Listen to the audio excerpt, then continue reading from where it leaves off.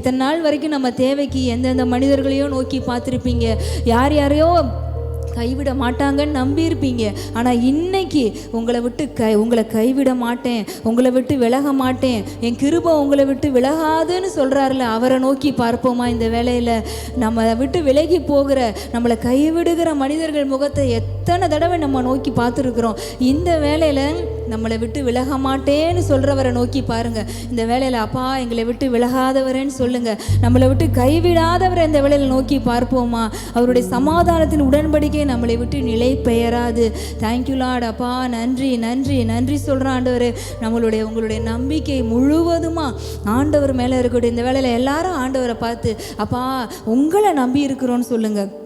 உங்களை நம்பி இருக்கிறோம் ஆண்டவரை பார்த்து சொல்லும்போது, ஏன்னா ஒரு மனுஷங்கிட்டே போய் நாங்கள் உங்களை தான் நம்பி இருக்கிறோம் இந்த காரியத்தில்னு சொல்லும்போது அவங்க எவ்வளோ சந்தோஷப்படுறாங்க. உங்களை தவிர அது யாராலே செய்ய முடியாதுன்னு.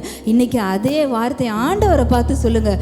உங்களை தான் நம்பி இருக்கிறோம் ஆண்டவரே, உங்களை தான் நம்பி இருக்கிறோம். எங்கள் வாழ்க்கையில் எல்லா காரியங்களுக்கும், எங்கள் பிஸ்னஸ்க்கு, எங்கள் வேலைக்கு உங்களை தான் நம்பி இருக்கிறோம். எங்கள் ஊழியத்துக்கு உங்களை தான் நம்பி இருக்கிறோம். எங்கள் குடும்பத்தில் எங்களுடைய தேவைகளுக்கு உங்களை தான் நம்பி இருக்கிறோம். எங்கள் சரீர சுகத்திற்கு உங்களை தான் நம்பி இருக்கிறோன்னு சொல்லுவோம் ஆண்டவரை பார்த்து.